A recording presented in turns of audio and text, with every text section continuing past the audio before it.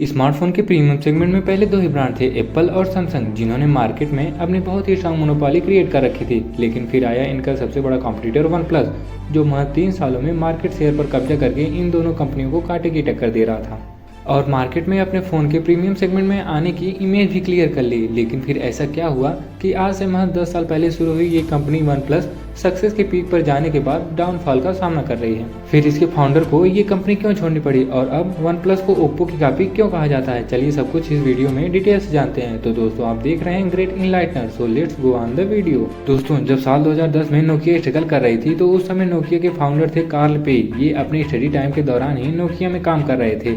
Nokia में 3 महीने काम करने के दौरान इन्होंने नोकिया कंपनी छोड़ दी और फिर ओप्पो कंपनी में काम करने लगे।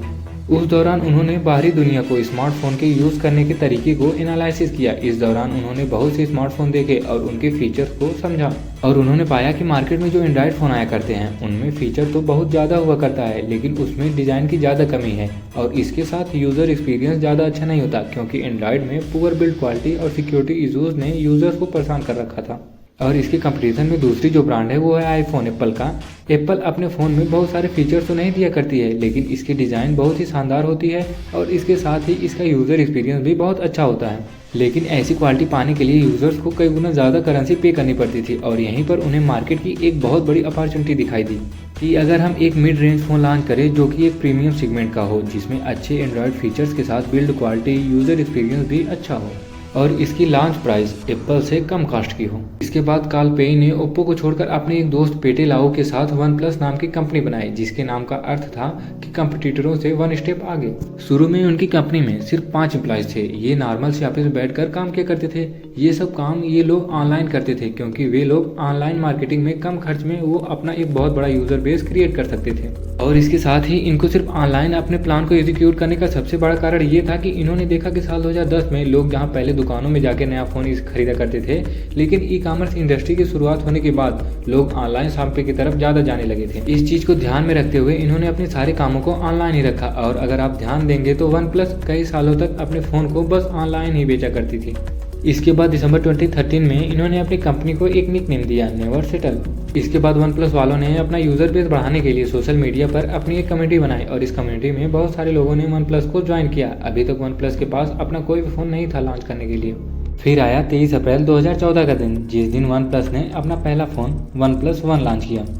और जब ये फ़ोन लॉन्च हुआ तो कंपनी का अनुमान था कि उनके फ़ोन के सिर्फ कुछ ही पीसेस बिकेंगे, तो ये सोचकर कंपनी वालों ने वन प्लस वन के सिर्फ 1000 ही पीसेस बनाए थे, जिससे अगर उनके फ़ोन न बिके तो कंपनी को ज़्यादा नुकसान न उठाना पड़े। लेकिन कंपनी जब ये फ़ोन लॉन्च करती है तो ये फ़ोन मार्केट में हिट हो गया।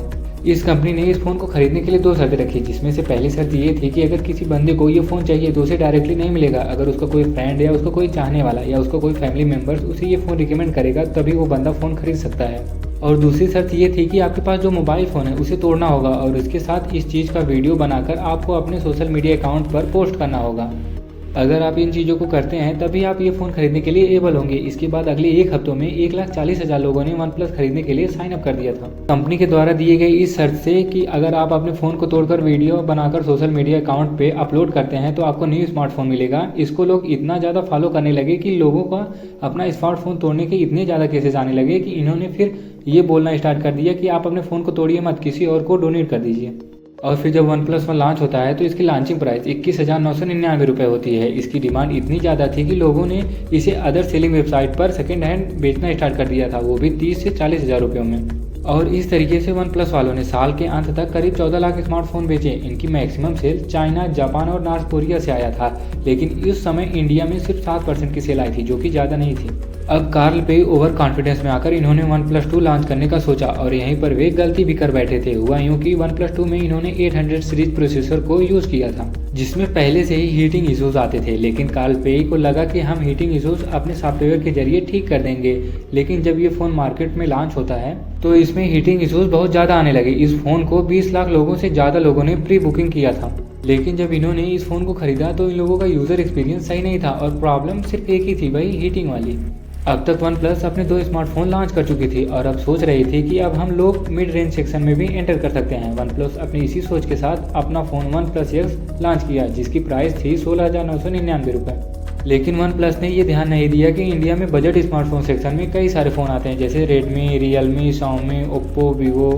वन प्लस को लोग प्रीमियम सेगमेंट का फ़ोन समझकर पसंद करते थे। अब वो वन प्लस जिसका पहला 2 स्मार्टफोन मार्केट में बहुत बड़ा हिट साबित हुआ था, उसके बाद के 2 अगले फ़ोन मार्केट में उसको पूरी तरीके से ले डूबे। फिर धीरे धीरे उनको समझ आया कि लोग उन्हें पसंद करते हैं एक प्रीमियम क्वालिटी की वजह से और उनके अच्छे यूज़र एक्सपीरियंस की वजह से। इसके बाद उन्होंने अपने सोशल मीडिया अकाउंट से अपने यूज़र्स से पूछा कि फ़ोन के अंदर क्या कमी रह गई थी।